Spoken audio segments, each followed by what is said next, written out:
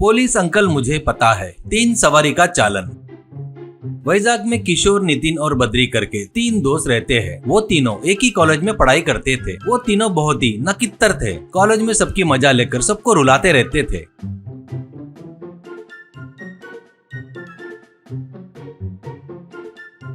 ऐसे ही रहते हुए एक दिन बद्री के घर में उसके पिताजी से बाइक खरीद कर दो करके बोलता है। इससे उसके पिताजी कपाड़िया, क्या तीर मारा करके बाइक चाहिए रे? देख, मैं 10वीं तक हाफ पैंट पहनकर घूमा। कॉलेज जाने के लिए 15 किलोमीटर पैदल चलकर जाता था और 15 किलोमीटर पैदल चलकर वापस आता था। गली के स्ट्रीट लाइट के नीचे पढ़ाई किया। तेरे को ऐसा कुछ भी तकलीफ नहीं है ना? बढ़िया बस से आ जा रहा है ना? देख, तेरे को बाइक देकर तू कर रहे फालतू कामों के लिए हर बार पुलिस स्टेशन नहीं आ सकता मैं। दोबारा ये फालतू बात अपने बीच में आई तो तेरे को और तेरे दोस्तों को ले जाकर समुद्र के बीच में आइलैंड है ना, वहाँ पे इंसानों को खाते हैं ना जो लोग, वहाँ पर तुम लोगों को छोड़कर आ जाऊंगा, ऐसा कहता है। इससे बद्री गुस्से से वहाँ से चला जाता है।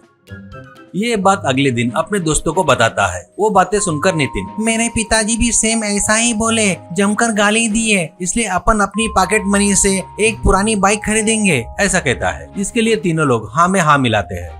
ऐसे कुछ दिनों के बाद वो लोग एक मैकेनिक को पैसे देकर सेकंड हैंड बाइक खरीदते हैं। उतना ही नहीं, तीनों मिलकर उस बाइक पर जाते हुए अपनी मर्जी से रोड पर घूमना शुरू करते हैं। ऐसे घूमना उनके लिए मामूली बात रहने से रोज ऐसे कॉलेज को गोल करके बंक मारकर वैसे ही घूमते रहते थे।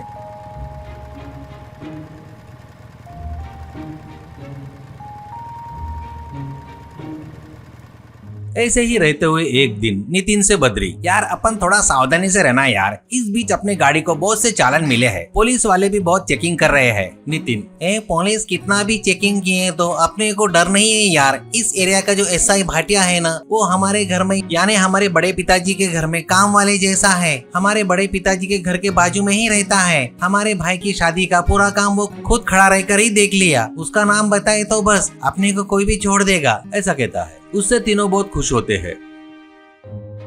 उसके बाद वो तीनों बहुत फास्ट जाते हुए गाड़ी को हवा में उड़ाते हुए स्टंट करते हुए जा रहे थे। उनको देखकर पुलिस वाले बाइक रोकते हैं तो और उनको चालान के बारे में पूछते हैं। अब जो कांस्टेबल पकड़ता है उससे बद्री, देखिए सर, हमको छोड़ दिए तो आपके लिए अच्छा रहेगा, तुम्हारी नौकरी रहेगी, नहीं बोले तो आपकी नौकरी भी जा सकती है। हम लोग कौन है आपको पता है क्या? एसआई भाटिया के रिश्तेदार है। कांस्टेबल, क्या आपको एसआई पहचानते हैं क्या? कैसे? बद्री, कैसे पता बोले तो क्या है, एक बात बताना बोले तो वो हमारे घर में काम वाले जैसे है। कोई भी फंक्शन रहा तो पहले वो आकर हम लोग नहीं बोले तो भी काम करते हैं, करके बताने से वहाँ पर आए हुए भाटिया,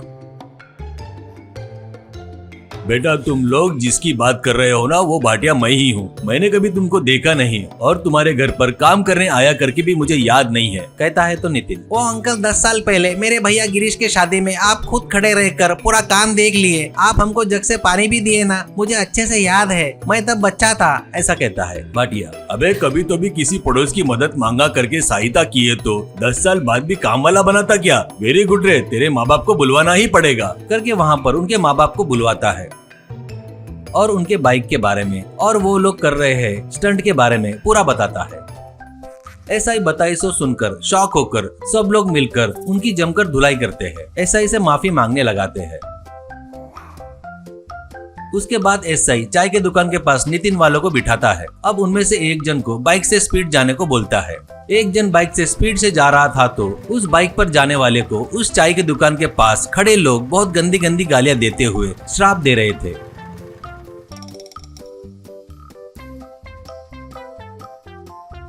ऐसे उनको बदल बदल कर 3 दिन वैसे ही बिठाकर रखता है।